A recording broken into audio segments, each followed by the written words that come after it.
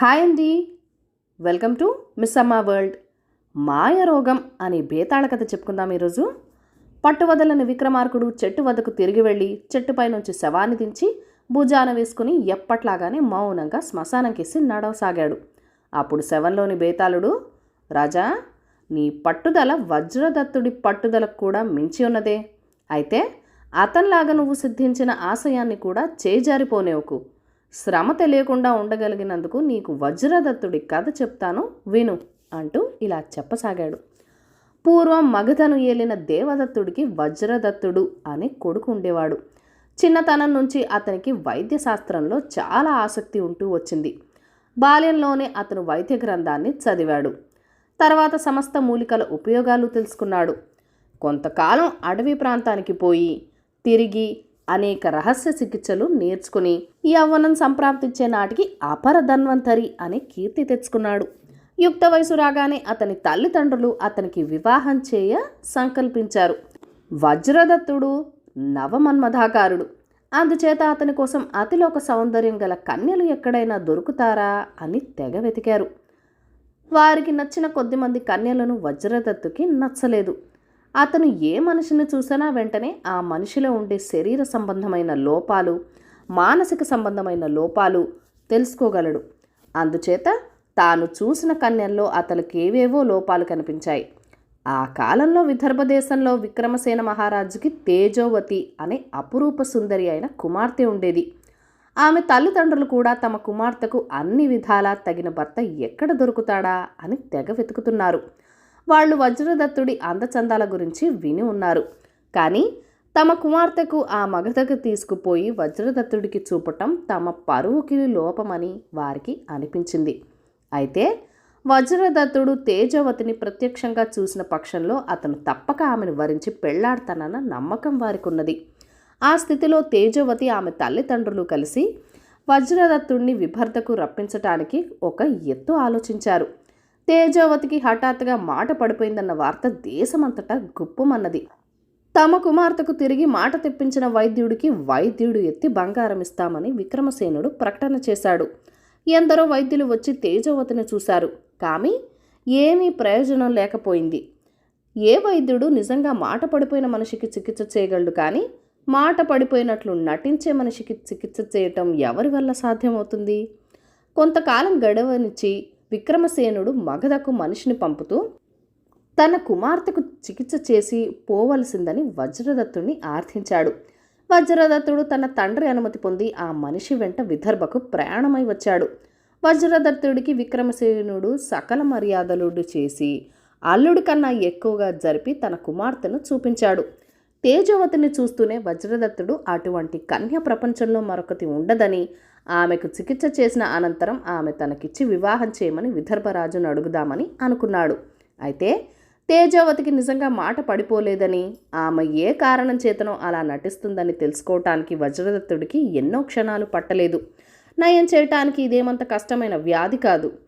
మీ రాజ్యంలో ఉండే ఘన వైద్యులు దీన్ని కుదర్చలేకపోయారంటే ఆశ్చర్యంగా ఉన్నది.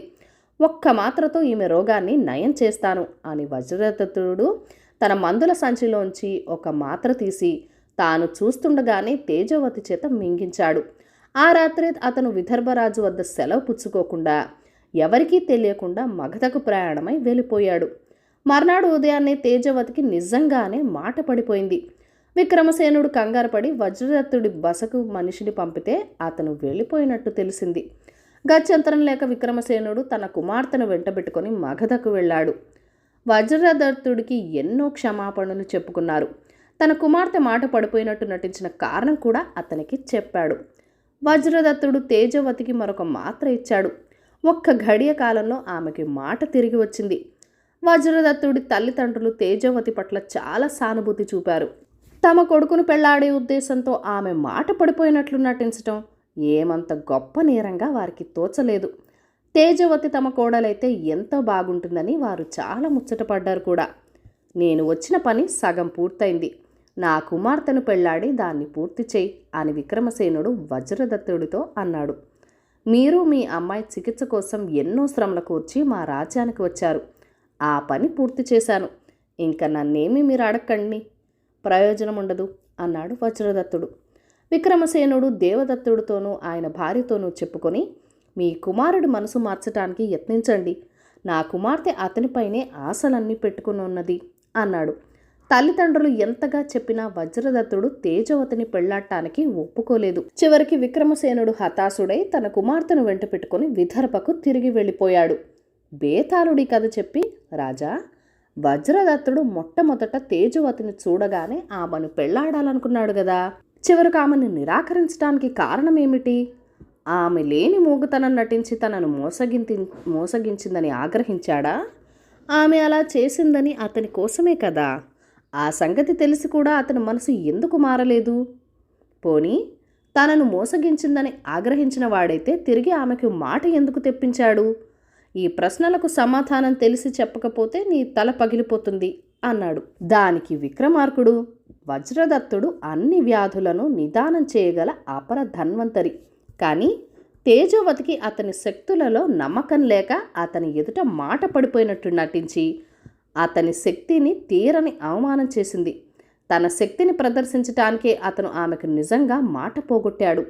వ్యాధిగ్రస్తురాలు కోరినప్పుడు చికిత్స చేయటం వైద్యుడి విధి కనుక తాను పోగొట్టిన మాటను తానే తిరిగి తెప్పించి తన ధర్మాన్ని నిర్వర్తించుకోవటంతో పాటు తన శక్తిని మరొకసారి రుజువు చేసుకున్నాడు. ఇక అతను తేజోవతిని పెళ్లాడడం మాటకు వస్తే, తేజోవతి ఆశయం అతని కళ్ళ పడటమే అయిన క్షణంలో, అతను తన వద్దకు వచ్చిన క్షణంలోనే ఆమె అతనితో తనకు నిజంగా మాట పడిపోలేదని, తనని రప్పించటానికే తాను ఎత్తు వేశానని చెప్పి ఉంటే అతను క్షమించి ఉండేవాడేమో. తనను పెళ్లాడగోరిన తేజోవతి తానే ఈ నాటకమంతా లేకుండా మగధకు వచ్చి ఉంటే తను తప్పక పెళ్లాడేవాడు. అలా చేయక తనను మగధ నుంచి రప్పించి తాను వచ్చినాక కూడా తన శక్తిలో అవిశ్వాసం ప్రదర్శించటం అతను సహించలేకపోయాడు. తాను వలచిన వాడుగా అతన్ని చూడటానికి తేజోవతి మగధకు రాలేకపోయింది గనక వైద్యుడిగా తనను చూడవచ్చేటట్టు చేశాడు వజ్రదత్తుడు.